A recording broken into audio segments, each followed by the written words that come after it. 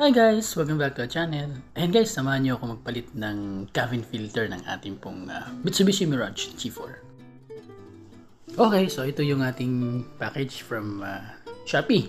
Sa Shopee natin pinili yung ating cabin filter at saka yung engine air cleaner or air filter.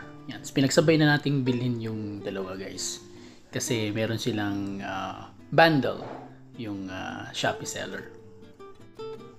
Authentic nga pala to guys, mura lang yung pagkakabili natin. 500 mahigit lang kasama na shipping.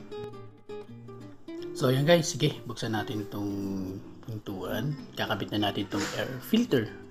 Cabin filter nga pala. Okay, ito yung glove box.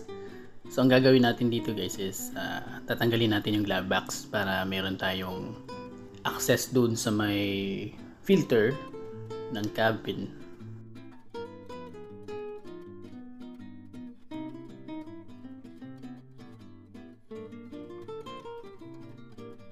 Parang may dalawang bracket na nakakabit yan. Hihilain nyo lang yan guys. Yan. Tanggal na agad yung glove box. So ito yung sa may bandang blower ng ating aircon. So dyan banda yung cabin filter.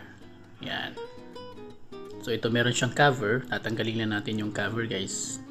At yun, makikita na natin yung filter. Ayun yung i-filter guys, yung kulay puti. So yan yung tatanggalin natin mamaya.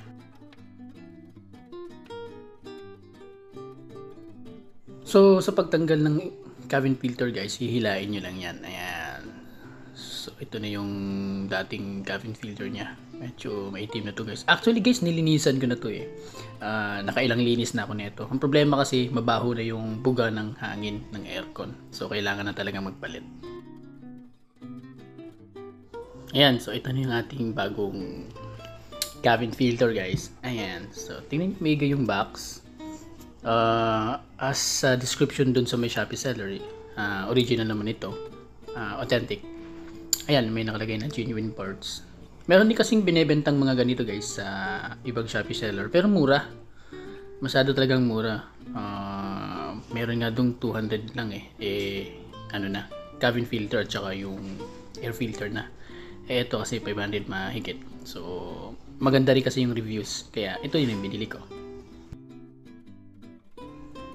Alright, so may konting difference yung cabin filter na binili natin compare sa existing cabin filter na tinanggal natin. Yung, as you can see, mayroon parang plastic parts doon sa may bandang gilid. May nakalagay na Mitsubishi. So ganito pala siya guys, may nakalagay na direction doon sa may plastic part. Doon, ayan. So ganyan siya ikabit. So bawal siyang magkabaligtad. Ayan. Okay, so ipapasok nyo lang. Ganyan.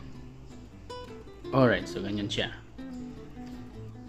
And then, syempre huwag nyo kalimutan ikabit yung kanyang cover. Ayan. So meron talaga siyang cover para hindi malaglag or matanggal yung cabin filter na inilagay natin. Tsaka prone din kasi siya sa alikabok. Ayan, so based on my experience guys, mas maganda talagang magpalit na lang ng cabin filter kaysa yung lilinisan nyo lang. Kasi ang experience ko ay iba yung amoy, tsaka mabaho, tsaka nahihirapan magbuga ng malamig na hangin yung aircon kapag hindi tayo nagpalit ng bago. So ayan guys, nakabit na natin and good to go na to. Thanks for watching guys, don't forget to subscribe my channel.